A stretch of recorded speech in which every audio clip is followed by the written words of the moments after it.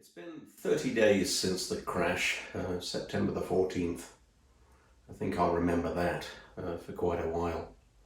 Wanted in this video to cover a little bit of the background, but focus mostly on the cause of the crash. There'll be a couple of additional videos. One that talks about the background leading up to the sale and some of the issues related to that. And then perhaps a second video on lessons learned. This particular one, though, is about the story of the accident itself. So here we go, we're heading out. Just a few minutes anyway. We're at Viking. And got my buddy Walter. You mind being on the video, Walter? Just in case you objected, figured I'd ask. So there's Walter. Walter's all happy, not anxious at all. Neither am I. The trash guys are not worried, not one bit. Everything is good. Aircraft's looking good. Everything's ready to go. Flight plan's in, and we're all full of fuel and excited. So we're heading out. Well, that's not a good end to the day. There'll be more. There'll be more videos. We are good. So it's a series of little videos because, of course, everybody wants to talk, which is quite right. How much fuel was on there? 29 gallons. 29, okay. Equal each tank. And we'd only just set off.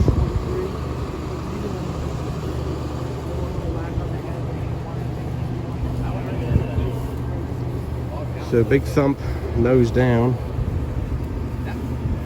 Looks like left wheel, followed by nose wheel, followed by engine, followed then by flipping right upside down and landing in the drink.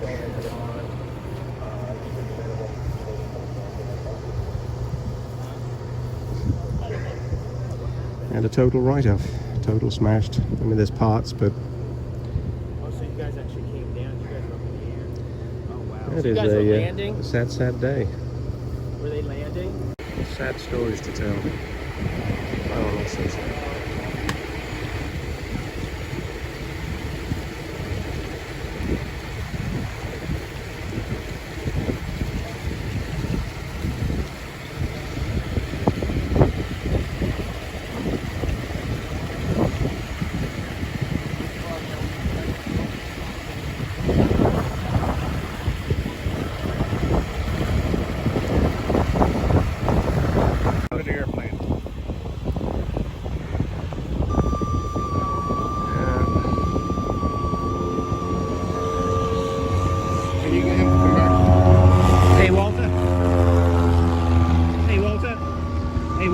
We need to back all the way up because they're going to swing it over here.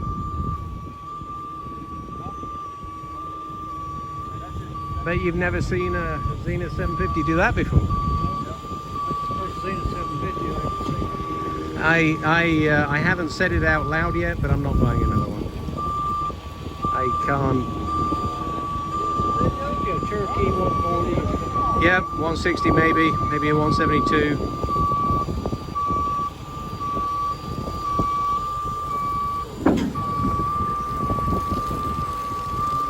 Ass end of it looks fine. Not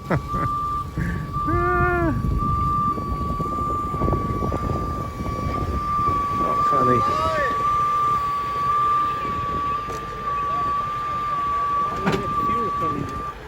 I think it's water. It looks like water, doesn't it?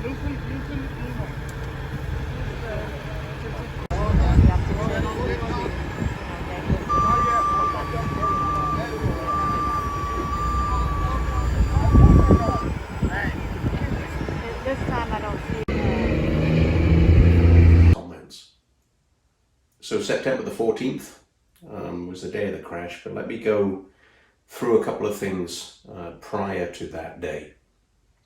And then I'll cut to a video of the day and talk through the incident. So I came across the aircraft for the first time after talking with Viking about another aircraft that I was thinking of buying. And they told me that they had one that was available right there in their shop. That was a beautiful plane. I should come down and take a quick look. And I jumped in my car and dashed on down to Florida. At this point I had seen 5 had flown 3, and I was getting a little tired of not being able to find one that was well equipped and trustworthy that I wanted to purchase.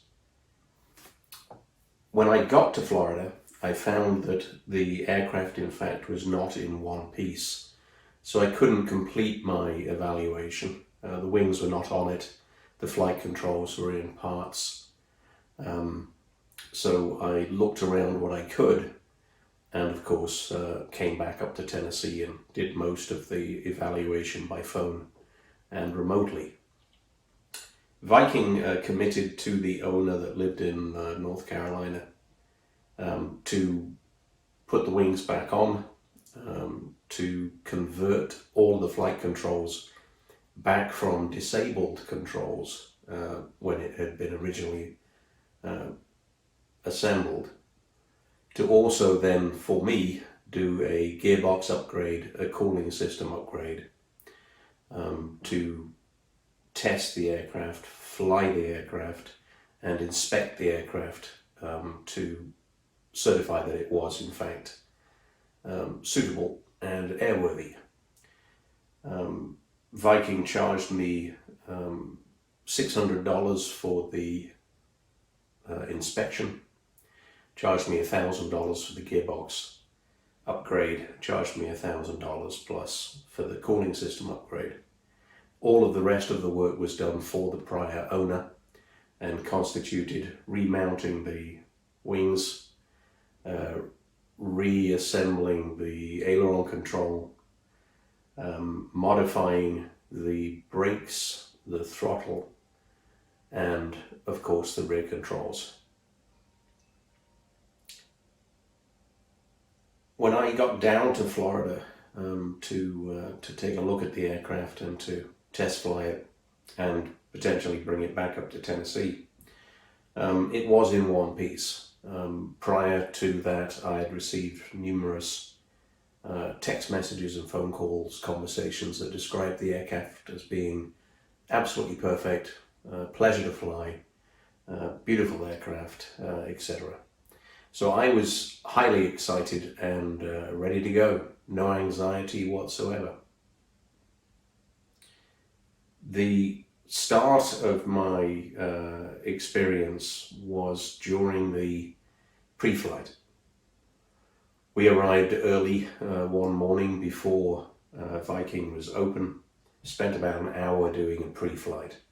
I took with me a colleague that was also a very experienced pilot, 1,500 or so hours, to improve the safety of the trip back. He was also instrument rated, and I wanted to de-risk the use of the EFIS for navigation, and of course any weather issues that we might have had.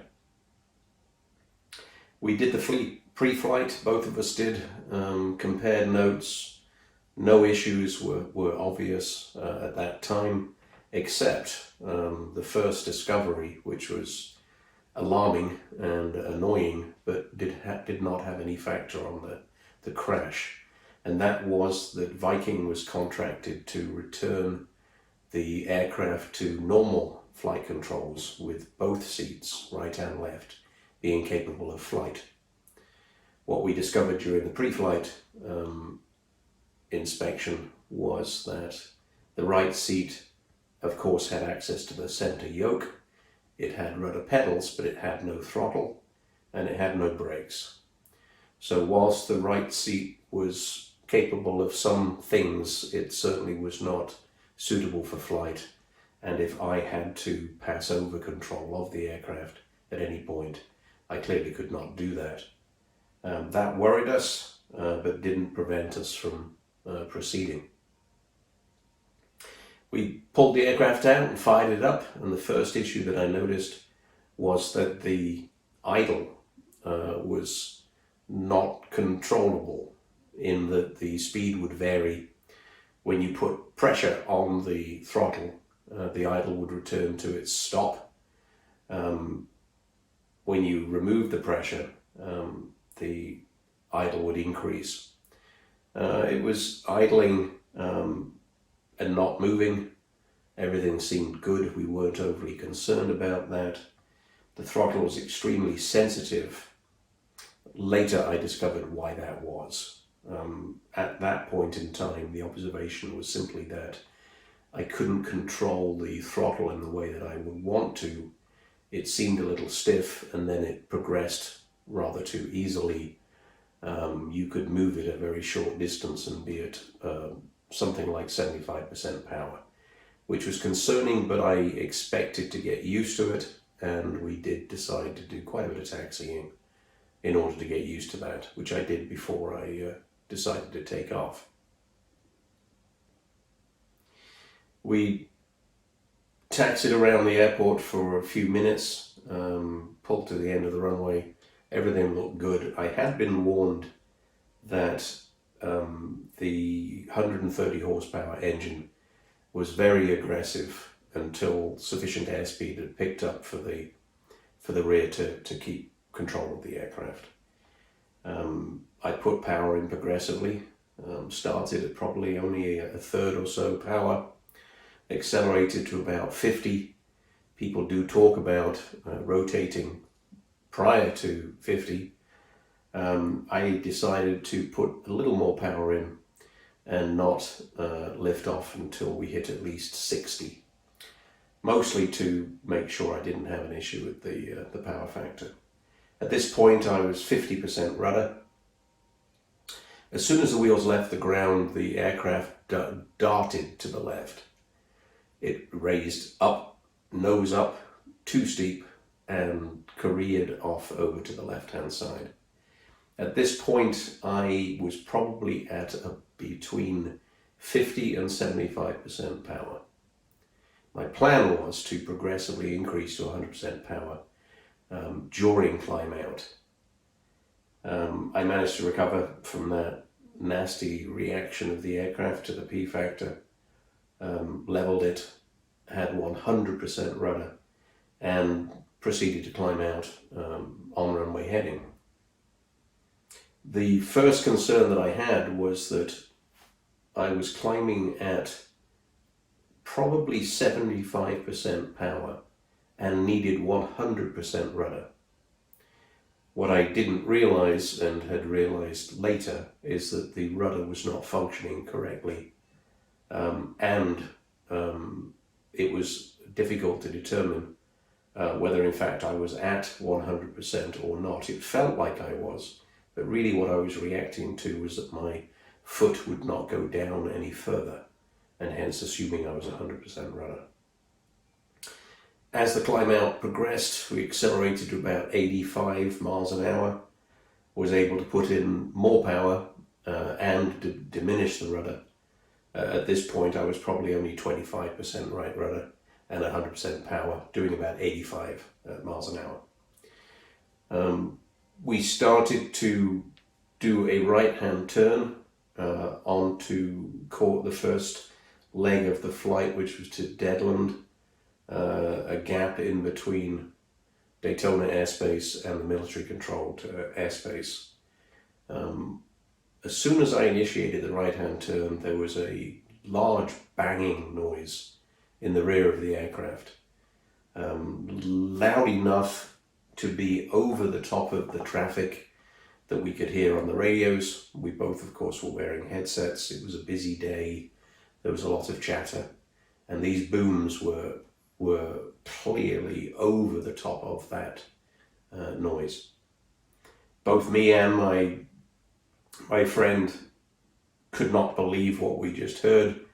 I looked for bird strike, which I assumed it must have been. My colleague looked to make sure the rudder had not fallen off. We were both commenting on the rudder control being difficult and the booming, and perhaps were expecting to find that pieces of the aircraft had fallen off or were dangling perhaps behind us. It was that kind of dramatic noise and aircraft control. I was climbing at about 600 feet a minute, expecting to do a gentle right-hand turn onto course. As soon as I initiated the turn, during the booming, the ailerons locked up solid. The aircraft dived to the right and down. We lost perhaps about 50 feet, and I would best describe it as being equivalent to moderate turbulence. I managed to pull it straight, leveled the wings, leveled the pitch, and proceeded on course. I assumed at that moment that the booming was unexplained, but we had hit a patch of fairly severe turbulence. We were leaving the airport. We climbed to about 1,000 feet, and we noticed that the heading was indeterminate. The magnetic compass was reading 240, EFIS was reading 315. It was important to shoot a narrow corridor between the two controlled airspaces, and we were confused and concerned that the gyro and the magnetic compass were so distant from each other.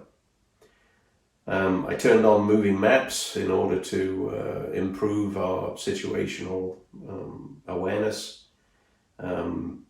Moving maps were upside down, as in south was up. This is not a feature of Diamond. It is not an option that you have for selection. South being up is not something that the software allows a pilot to select. On the ground it was normal. Now in the air we had the ocean visible out of the windows to our right hand side, Daytona over to our right at about a 2 o'clock position. And yet on the EFIS the ocean was on our left and the aircraft in fact was heading south. The confusion from this was dramatic, as you could imagine. The ADS-B did not work. We had no visibility on traffic. We could see our own location on the map, but no other aircraft was being shown. At this point, I leveled out with the intention of heading directly down into Deadland, which should have been ahead of us, in order to fully investigate what these issues were. My passenger asked if I could do a couple of right and left turns to see if we could understand the directional heading issue. I started a left turn, heard this booming noise again from the rear of the aircraft, and again the flight controls locked up solid. For probably 2 seconds, maybe 3, aircraft dived to the left and down. I muscled it level. By that I mean applying substantial force, both backwards on the elevator and right on the ailerons, to straighten the aircraft. As soon as it was straight and level, I commented to my passenger that I had to return to Massey. The only thing that I knew at this point for certain was that we'd just left Massey and it was directly behind me. I could not see Deadland. I could see Daytona, but did not want to go into controlled airspace and wanted to land as fast as we could. So we decided to abort this flight, turn as fast as we could back to the only known safe location, which was directly behind us. I initiated a 180. As soon as I did that, again, the booming noise, aircraft dived down and to the left, flight controls locked up solid. And this is the scariest feeling that you could possibly imagine. You're in full control of an aircraft, and then suddenly it is absolutely jam solid in your hand. You cannot move it, and the aircraft's diving. Pulled it straight, pulled it level, managed to do so by forcing the controls back to a center position. We were, as you can imagine, terrified at this point, but heading towards Massey. So we knew where we were going, we knew we could get it on the ground. I joined a 45-degree downwind, successfully. No noises, no locked up controls. Turned base, and on the first turn to base, again, flight controls locked up solid, but no booming noise. Turn final, flight controls were okay. Was running a final at about a 500 feet a minute descent at about 75 miles an hour. The intention, as I got closer, of course, was to drop more power, drop more airspeed, and perhaps descend a little more quickly. As soon as I trimmed for final, the flight controls locked up again. I had no movement, right or left or up or down. We were still high at this point. Yes, I muscled them free again, but could not make that landing. We were too high, so decided to go around. We went around without issue, turned crosswind, turned downwind. As I was turning onto base for the second attempt, everything was okay, but when I turned onto final, again, aircraft locked up solid. Muscled it straight, was very concerned, a lot of chatter between the two of us, as you can imagine. And I aborted that landing also because I needed to have a long control final where perhaps I did not have to initiate any kind of control input. It seemed like what happened was every time I started a turn, I aborted that approach and joined downwind midpoint, mid-airfield, and called in an emergency on the radio. The traffic that was in the pattern at the time disappeared, which made us feel better.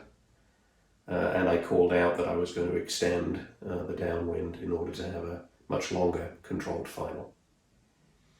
I extended the downwind for a few miles, 3 perhaps, or maybe 4. Turned base, turned final. On the turn to final, the controls locked up again, but I was able to level the aircraft, and we were descending at an acceptable rate, about 600 feet. We were doing 75 miles an hour. Everything was under control. I had about 1 mile to go. The approach was very controlled. We had a few little tiny gusts of wind, but nothing alarming. It looked like we were going to make the landing.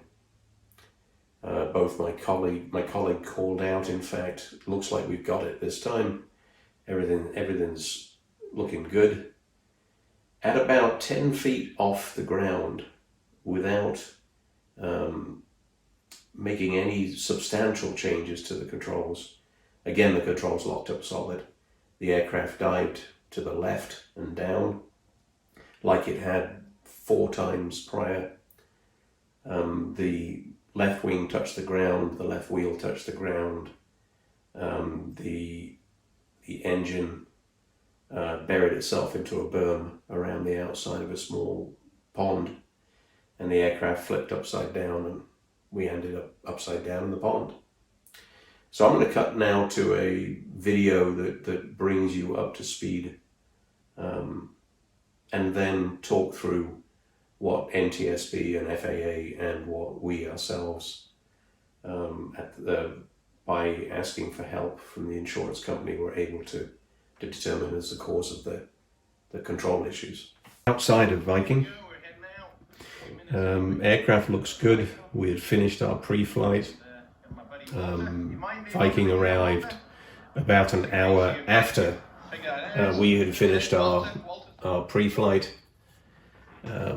We were concerned about weight, so I removed a great deal of stuff from the aircraft and put it inside in a box and asked for it to be shipped home.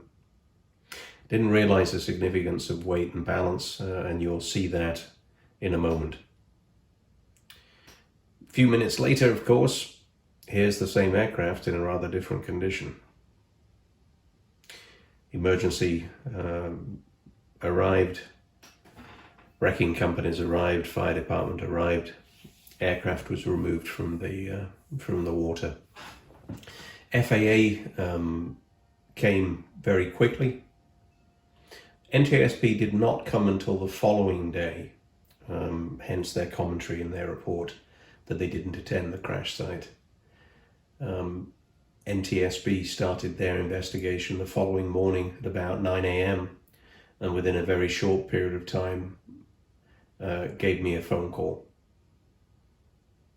I can't comment on NTSB's findings at this point because they have not written their final report. But the final report is very clear and is anticipated fairly soon. Damage to the aircraft from the rear of the wing forwards was substantial. Fuselage and tail was virtually untouched. Both wingtips had damage, but the wings appear to be straight. The gear was bent, the front gear collapsed, as you can imagine, and one of the main legs bent. Wings appear to be straight and level, as they should be. And surprisingly little damage was done to the wings. Canopy was smashed in, of course, windshield was smashed in, doors were ripped off, as the frame from the bulkhead forwards twisted and got collapsed in the crash. The engine was not running when it hit the water, and hence the engine, whilst it was submerged for a while, has shown to have not ingressed any water.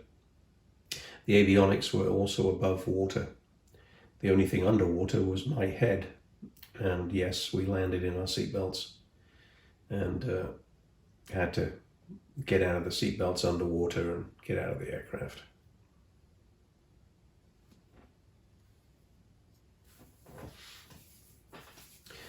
Other than the smash damage, of course, the aircraft is in surprisingly good shape. Everything that was not hit was good.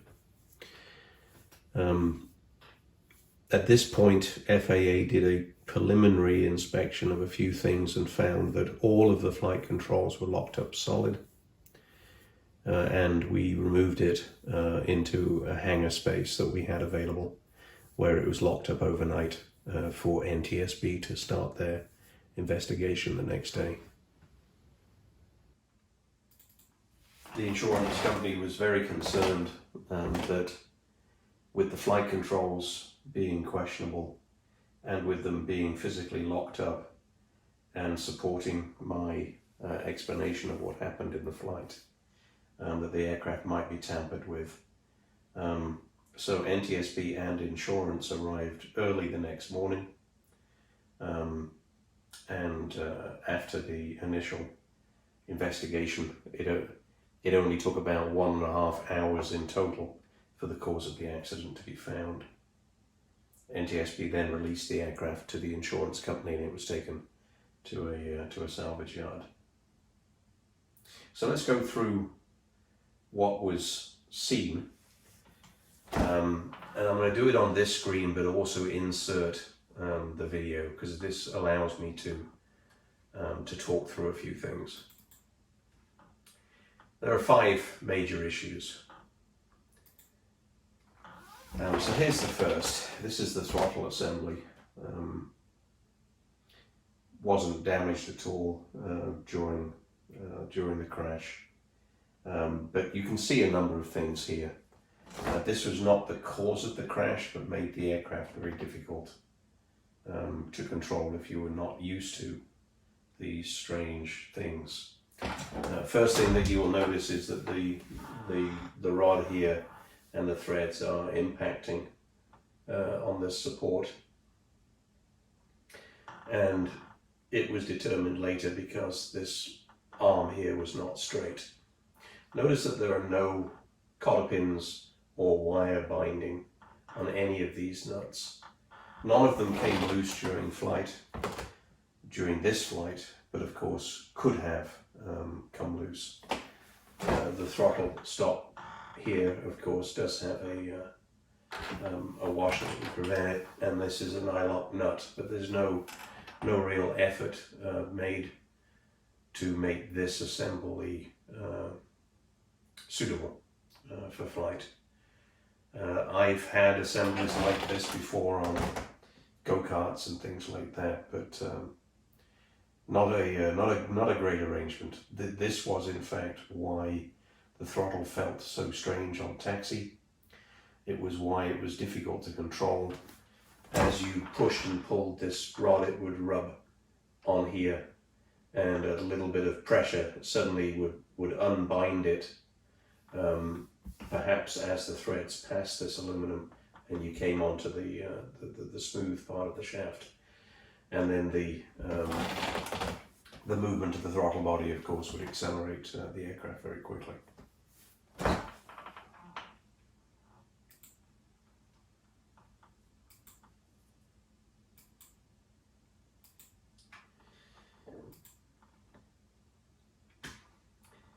The second issue, and one that was directly related to the crash, this is underneath the yoke, underneath the center yoke, and this is the aileron control. Notice there is no nut on the top of that bolt. You'll also notice substantial metal filings and scrapes from where, what I'll show you in a minute, was impacting the aluminum. This nut had worked its way off for unknown reason. Perhaps there was no nut on here in the first place. No nut was found by the mechanic that took these photographs. So it's difficult to determine whether there was a nut ever placed on it, or whether it was simply an inappropriate nut with no cotter pin or wire binding.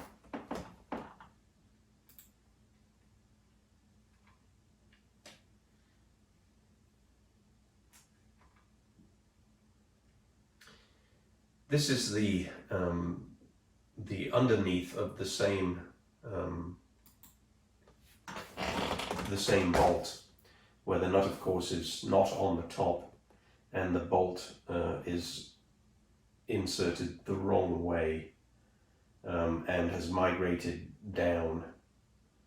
You can see chunks of aluminum from where this bolt head had been hitting various things as the ailerons were jamming and then becoming clear again. This bolt has migrated down probably half an inch or so from where it should be.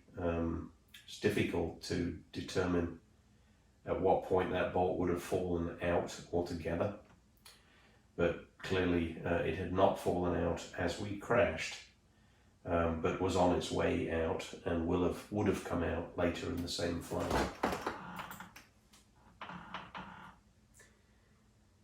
The biggest issue are these weight bags. Earlier I mentioned that the gearbox was upgraded and the cooling system was upgraded. After those two things were done by Viking, an imbalance was discovered, and Viking placed 12 pounds of ballast in the rear of the aircraft in order to correct the nose heavy condition that it now had because of those upgrades. 12 pounds is a substantial amount of weight, and I did not weigh the aircraft afterwards and was not able to weigh the aircraft, and I believe that we would have been over gross if any correct weight and balance had been done. These two bags were found as they sit here on this image in the main open void of the tail, free to move, free to bounce around. the booming and crashing that we were hearing were in fact with these bags bouncing around the fuselage as we hit small air pockets. And each of these bags is 4 pounds, so this is 8 pounds of unsecured weight migrating up and down the fuselage at will, impacting the cables, jamming pulleys, jamming cables, obviously changing the center of gravity of the aircraft as they migrate fore and aft. 8 pounds is a substantial amount of weight to be unsecured in the back of the aircraft.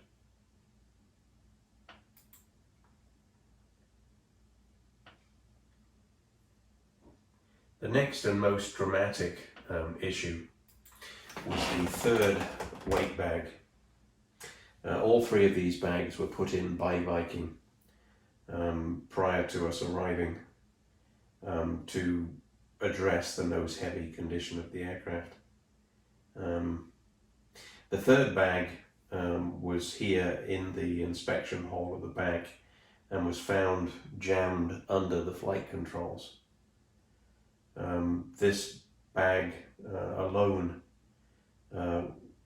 could have been the cause of the crash. Certainly it, combined with the other issues, created an uncontrollable flight. And this bag was unsecured. No attempts were made to secure any of the 3 bags, and they were migrating freely and jamming in various locations and impacting the controls.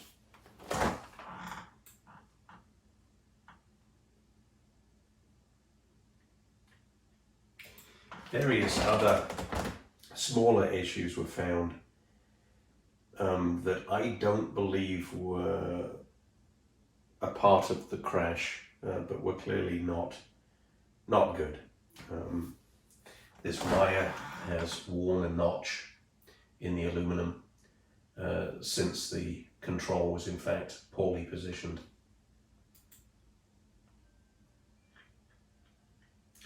As the elevator horn came down, it was jamming on the nylon stop and in fact binding at full elevator.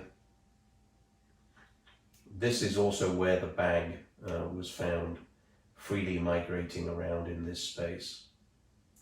On the prior video you can see this cable coming in through the inspection port, and the bag was in fact jammed in this location.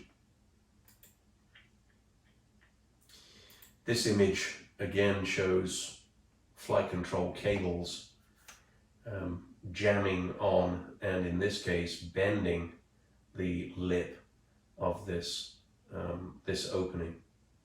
Looks like this had been modified perhaps at some point to relieve the condition, but it's difficult to tell. And clearly this cable had been catching on and getting stuck on the edges as the cable went through.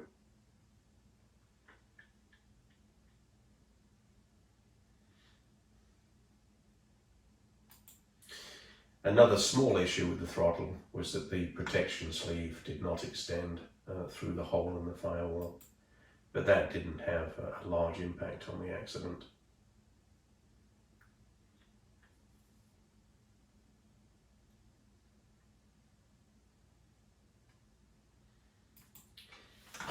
So the combination of all of those things caused the crash. Obviously I think back to whether any of it would have been survivable later in flight, and I do believe that if we had not turned back, the crash that we would have had later would have been far more difficult to survive. We observed the control issues very early, turned back to the airport quickly, managed to get slow and low to the ground before we crashed. And all of those things, I think, were tremendously lucky. And if we'd continued and had not turned back, these things would have happened at altitude and at a much higher speed, and most likely not near a runway and emergency services.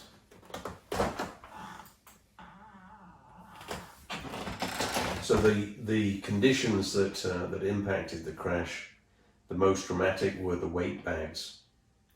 3 4-pound weight bags, unsecured, migrating around the fuselage, impacting and getting tangled with both elevator and rudder controls.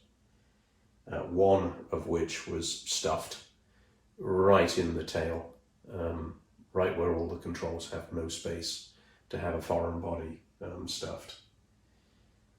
The second biggest issue is the aileron control nut missing and the bolt migrating out and jamming on various parts in flight. And then the third, which is the throttle control difficulty, both on takeoff and taxi and landing. So all 3 examples are pretty egregious and were easily discovered. The result of the NTSB investigation will be published soon. In the meantime, the insurance has spoken to FAA, has spoken to NTSB, and of course has reviewed all of these photographs and were in attendance when the mechanic was checking flight control related issues. The insurance has accepted that this is not pilot error.